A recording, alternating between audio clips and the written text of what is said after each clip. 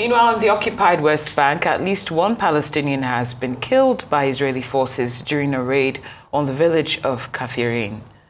There's also a raid underway in the city of Tubas, where Israeli soldiers have besieged a home and fired a missile on it. Armed confrontations have been taking place with the soldiers. The military also stormed several other Palestinian towns overnight. In a separate incident, Israeli forces killed a Palestinian in the occupied West Bank. This came after the army stormed the town of Beitunia ahead of the release of Palestinian prisoners on Monday. Well, for more on all this, let's cross live to Tel Aviv and speak with our special correspondent, Karl Bostic. Karl, always a pleasure to have you on Newsday. Good afternoon. Let's get straight into it. Now, can you tell us more about the latest release of hostages and what we can expect with the two-day extension of the ceasefire?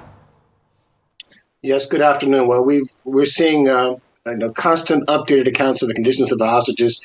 Most recently, from one of the hospitals where the children are being kept, as you reported, 7 children were released last night. 9 children released last night, together with 2 women. It's now being mentioned by the doctors in a statement that all of the patients have nutritional and orthopedic difficulties. We're learning more about also how they spent their time. We have an 85-year-old woman who actually managed to count every day over 51 days of captivity. You have another elderly woman describing going down 5 different levels underground in their network of tunnels that they were made to walk through. They were sleeping on plastic chairs or else putting them together to form a bench to sleep on. And sometimes no sheet at all. If they had to go to the toilet, they'd have to knock on the door and then wait several hours before the door would be opened. When there was bombing, their guards would actually lock the doors and then run away. The most surprising detail came out at the very beginning of their captivity when a large group was taken to Khan Yunis to a large hall underground, and they were face-to-face and met by the leader of Hamas himself, Yahya Sinwar, who met them and then proceeded to try to calm them down, reassure them, but also grill them, interrogate them where they were from, all in Hebrew. Remember, of course, Yahya Sinwar was a prisoner in Israeli jails for 20 years. In fact, his release is part of the background to why this prison exchange is so controversial, because when he was freed from prison, it was part of a prisoner exchange when one Israeli soldier was freed for 1,000 soldiers, Palestinian prisoners back in 2011, and Yahya Sinwar was one of them. Well, Karl, what will be some of the challenges to getting the release of more hostages? Well, you mentioned Secretary of State Blinken flying in to Israel this week, but also it's now being reported that the CIA director from the U.S., William Burns, together with the head of the spy agency in Israel, of Mossad, they're both together in Qatar to talk about the next stages, because what they want to do, they want to expand the ceasefire deal and prison exchange to go beyond women and children. They now want to include men, the elderly, female soldiers, reserve soldiers, and regular soldiers. Keep in mind, only 50 hostages have been released so far. Israeli media reporting at least 160 still are in captivity. More worryingly is this. A Qatari foreign ministry spokesman today that beginning today, Tuesday and Wednesday, those 2 additional days where we see 10 more additional hostages released each day, that's women and children we're talking about. Beyond those 20 people, Qatar has no idea where they are.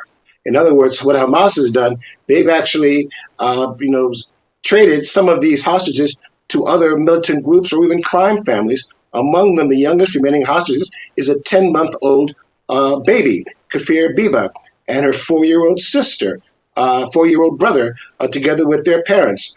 Their grandparents were murdered at the kibbutz, and the family had a press conference this morning, pleading for the release of the 10-month-old baby, who, of course, will need formula. So we don't know about those conditions. And also the fact that it'll be complicated by the fact that when it comes to soldiers, you have anywhere from 20 to 30 soldiers for which from day one, Hamas was demanding the release of all Palestinian prisoners. There are about 6,000 to 7,000 Palestinian prisoners in Israeli jails for crimes including murder.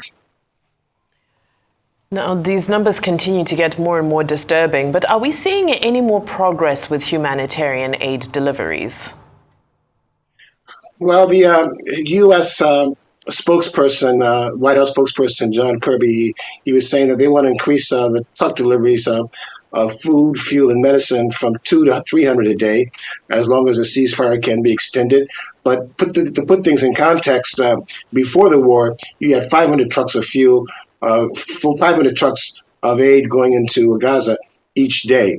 And today you have Gaza's ministry actually saying that because of the devastation and destruction, they really need at this particular time up to 1,000 trucks a day to return Gaza to normalcy. But to put things in another dimension, besides the talk about the food, the fuel, the aid, they're only getting 4% of their water needs of clean water, 10% of food needs. You also have a problem of missing families, missing parents.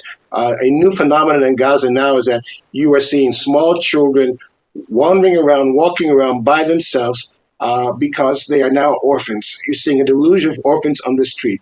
Their parents are missing or they're buried under the rubble, and now they're dealing with how to handle these unattended children who are essentially orphans.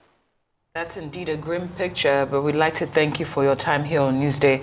RI Special Correspondent Karl Bostic, live from Tel Aviv. Thank you for joining us.